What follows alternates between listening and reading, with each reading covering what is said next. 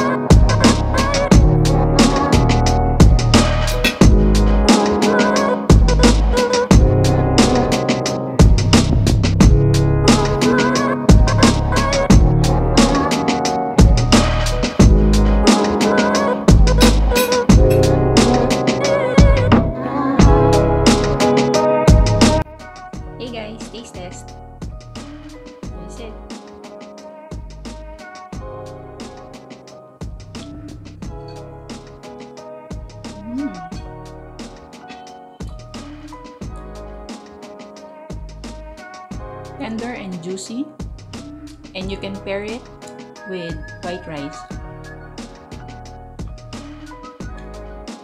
The overnight marinade really sucked the sauce inside of the pork. That's why it's so tasty even in the inside of the pork. so good.